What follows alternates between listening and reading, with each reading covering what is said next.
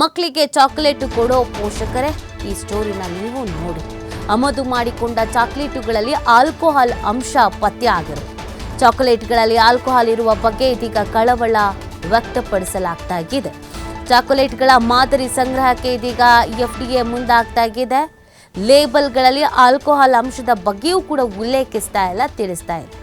ಈ ಚಾಕ್ಲೇಟಲ್ಲಿ ಆಲ್ಕೋಹಾಲ್ ಇದೆ, ಇಷ್ಟು ಪರ್ಸೆಂಟೇಜ್ ಇದೆ ಅಂತ ಹೇಳ್ತಾನೂ ಇಲ್ಲ. ನಿಯಮ ಉಲ್ಲಂಘನೆಯ ಹಿನ್ನೆಲೆಯಲ್ಲಿ ಇದೀಗ FDA ಅಲರ್ಟ್ ಆಗಿದೆ. ನೋಡಿ, ಚಾಕ್ಲೇಟ್ನ ರೂಲ್ಸ್ ಏನಿದೆ ಅಂತ ನಾವು ನೋಡೋದಾದರೆ, ಈಗ ಪ್ರತಿಯೊಂದು ಆಹಾರಕ್ಕೂ ಕೂಡ ಅದರದ್ದೇ ಆದಂಥ ರೂಲ್ಸಸ್ಗಳು ಇರುತ್ತೆ. ಹಾಗೆಯೇ ಈ ಚಾಕ್ಲೇಟ್ ವಿಚಾರದಲ್ಲೂ ಕೂಡ ಕೆಲವೊಂದಷ್ಟು ರೂಲ್ಸ್ಗಳನ್ನು ಮಾಡಿದ್ದಾರೆ. ರೂಲ್ಸ್ ಯಾಕೆ ಮಾಡ್ತಾರೆ ಹೇಳಿ? ಆರೋಗ್ಯದ ಮೇಲೆ ವ್ಯತಿರಿಕ್ತದ ಪರಿಣಾಮಗಳು ಬೀರಬಾರ್ದು ಅನ್ನುವಂಥ ಹಿನ್ನೆಲೆಯಲ್ಲಿ, ದುಷ್ಪರಿಣಾಮ ಬೀರಬಾರ್ದು ಅನ್ನುವಂಥ ಹಿನ್ನೆಲೆಯಲ್ಲಿ ಆ ರೂಲ್ಸ್ಗಳು ಇದ್ರೂ ಕೂಡ ಆ ರೂಲ್ಸ್ಗಳನ್ನು ಗಾಳಿಗೆ ತೂರಿ ಈ ಚಾಕ್ಲೇಟ್ಗಳನ್ನು ಮಾರುಕಟ್ಟೆಗೆ ತರಲಾಗಿದೆ. ಹಾಗಿದ್ರೆ ಆ ಚಾಕ್ಲೇಟ್ನ ರೂಲ್ಸ್ ಏನು ಅಂತ ನೋಡೋದಾದರೆ, ಈ ಚಾಕ್ಲೇಟ್ಗಳಲ್ಲಿ ಆಲ್ಕೋಹಾಲ್ ಕಡ್ಡಾಯ ಅಲ್ಲ ಅನ್ನೋದನ್ನು ಹೇಳಲಾಗತ್ತೆ. ಕೆಲವು ವಿದೇಶಿ ಬ್ರ್ಯಾಂಡ್ಗಳು ಈ ರುಚಿಯನ್ನು ಹೆಚ್ಚು ಮಾಡೋದಕ್ಕೆ, ಟೇಸ್ಟ್ ಬರೋದಕ್ಕೆ ಅಂತ ಆಲ್ಕೋಹಾಲನ್ನು ಬಳಸ್ತಾರೆ.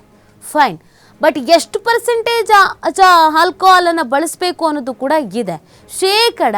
1% 5% ಮಾತ್ರ ಬಳಕೆ ಮಾಡ್ಕೊಳ್ಬೇಕಾಗತ್ತೆ.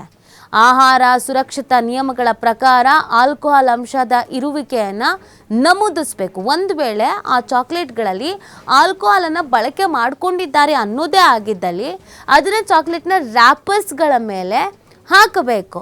ಇಷ್ಟು ಕ್ವಾಂಟಿಟಿ, ಇಷ್ಟು ಕಂಟೆಂಟ್ ನಾವು ಇದರಲ್ಲಿ ಹಾಕಿದ್ದೀವಿ, ಬಳಸಿದ್ದೀವಿ ಅಂತ. ಅದು ನೀವು ಯಾವುದೇ ಪ್ರಾಡಕ್ಟ್ ಆಗಿರಲಿ, ಅದು ನಾವು ಸೋಪ್ ಆಗಿ, ಶಾಂಪ್ ಆಗಲಿ, ಪೇಸ್ಟಸ್ ಆಗಲಿ, ಯಾವುದೇ ಆಗಲಿ, ಅದರಲ್ಲಿ ಏನೇನು ಕಂಟೆಂಟ್ನ ಯೂಸ್ ಮಾಡಿದ್ದೀವಿ, ಕ್ವಾಂಟಿಟಿ ಎಷ್ಟಿದೆ ಅನ್ನೋದನ್ನು ಉಲ್ಲೇಖಿಸಿರ್ತಾರೆ. ಯಾಕಂದರೆ ಎಲ್ಲದಕ್ಕೂ ಇಷ್ಟೇ ಕ್ವಾಂಟಿಟಿ ಬಳಕೆ ಮಾಡಬೇಕು ಅನ್ನೋದಿರುತ್ತೆ. ಬಟ್ ಕೆಲವು ಚಾಕ್ಲೇಟ್ಗಳಲ್ಲಿ ಆಲ್ಕೋಹಾಲ್ಗಳನ್ನು ಹಾಕಿದ್ರೂ ಕೂಡ ಕಂಟೆಂಟನ್ನು ಕೂಡ ಅಲ್ಲಿ ಮೆನ್ಷನ್ ಮಾಡ್ತಾ ಇಲ್ಲ ಅನ್ನೋದು. ಇದೆಲ್ಲ ಮಕ್ಕಳು ತಿನ್ನೋದ್ರಿಂದ ಆರೋಗ್ಯದ ಮೇಲೆ ಪರಿಣಾಮ ಬೀರುತ್ತೆ ಅನ್ನುವಂಥ ಹಿನ್ನೆಲೆಯಲ್ಲಿ ಇದೀಗ ಇದಕ್ಕೆ ಒಂದು ರೂಲ್ಸ್ ತರಬೇಕು